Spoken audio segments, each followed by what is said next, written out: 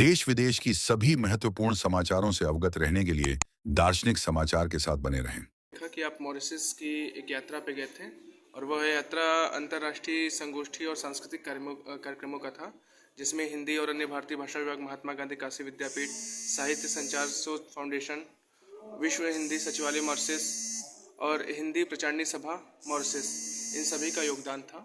तो इसमें क्या कार्यक्रम आपको कैसा लगा, क्या है, पहले उसके बारे में आप बताएं और कैसे आप इससे जुड़े। हम अपने महात्मा गांधी काशी विद्यापीठ के हिंदी विभाग की ओर से प्रतिनिधित्व कर रहे थे और यह जो हमारा इसमें अकादमिक सहयोग रहा, साहित्य संचय फाउंडेशन नई दिल्ली और विश्व हिंदी सचिवालय मॉरिशस और हिंदी प्रचारणी सभा मॉरिशस, इन तीनों के सहयोग से यह कार्यक्रम आयोजित हुआ।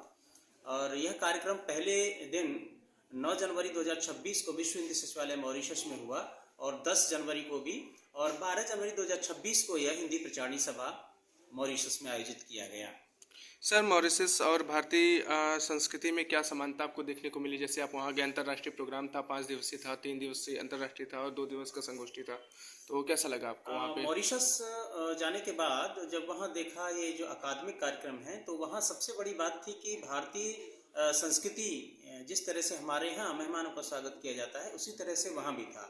लेकिन एक सबसे बड़ी बात थी कि वहाँ की जो प्रशासनिक या आप कहें कि सरकारी जो अधिकारी थे, चाहे वो राष्ट्रपति हों या मंत्री हों या कोई भी हो, वहाँ विशेष प्रोटोकॉल नहीं था। इवन राष्ट्रपति भी हम लोगों के बीच में आकर के बिना किसी प्रोटोकॉल के कार्यक्रम में शामिल हुए और कार्यक्रम में शामिल होने के बाद वहाँ बहुत ही साधारण तरीके से सारी चीज़ें संपन्न हुई और मंच पर वहाँ बैठने की व्यवस्था नहीं थी। सभी लोग एक हॉल में कार्यक्रम आयोजित हो रहा था, वहीं पर उपस्थित थे। मॉरिशस में कौन कौन सी भाषाएं बोली जाती हैं और हिंदी का क्या स्थान रहा वहाँ पर? हिंदी को लेकर कैसी विचारधारा है वहाँ के लोगों के बीच में, छात्रों के बीच में, उसके बारे में कुछ साझा करना चाहें? क्योंकि मॉरिशस में रहने वाले जो लोग हैं वो भारतीय ही हैं, जो पहले गिरमिटिया मजदूर के रूप में वहाँ गए थे और वहाँ जो लोग रहते हैं वहाँ की जो मुख्य भाषा है वह हिंदी है और आप कहेंगे कि फ्रेंच भाषा भी वहाँ की मुख्य भाषा में आती है। लेकिन हिंदी को लेकर भी वहाँ अनेक संस्थाएं काम कर रही हैं, प्राथमिक स्तर पर, माध्यमिक स्तर पर और कॉलेज और विश्वविद्यालय स्तर पर भी हिंदी के लिए लोग निरंतर कार्य कर रहे हैं। भारत सरकार और मॉरिशस सरकार के सहयोग से विश्व हिंदी सचिवालय में भी हिंदी के प्रचार प्रसार के लिए निरंतर कार्यक्रम आयोजित किए जाते हैं।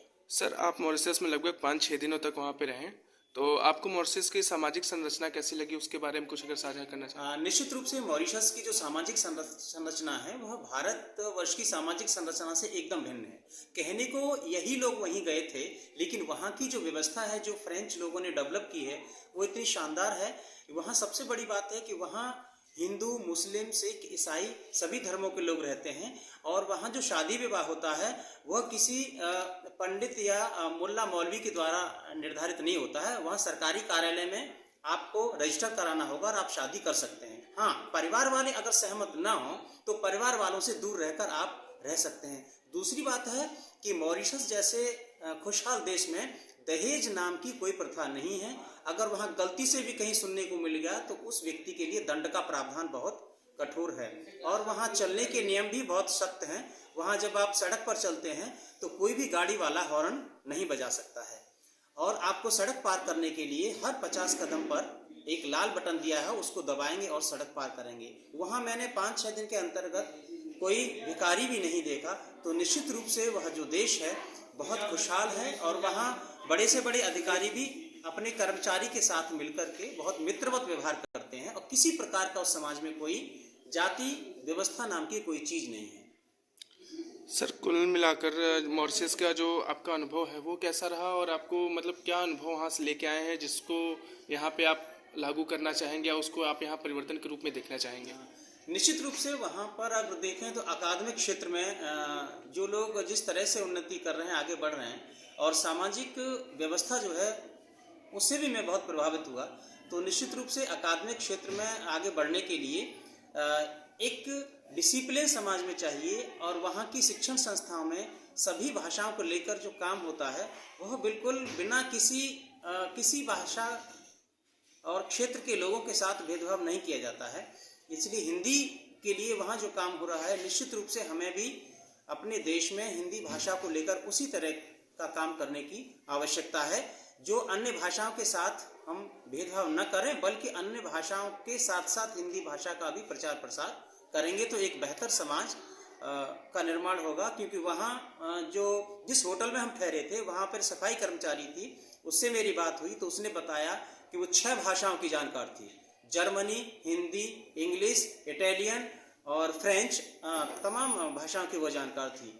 तो निश्चित रूप से हम किसी भी देश की उन्नति सभी भाषाओं को साथ साथ लेकर करें तो किसी भी देश और समाज के लिए ये बेहतर विकल्प हो सकता है। सर, अंत में एक क्वेश्चन पूछेंगे, क्या ऐसे प्रोग्राम अपने महात्मा गांधी काशी विद्यापीठ में आने वाले समय में हमें देखने को मिल सकते हैं?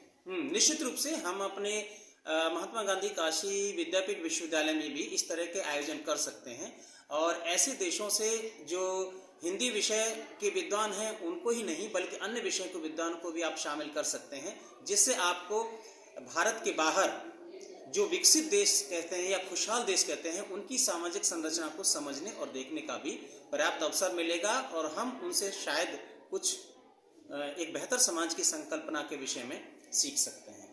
बहुत बहुत धन्यवाद सर। धन्यवाद। दार्शनिक समाचार खबरों पर पैनी नजर।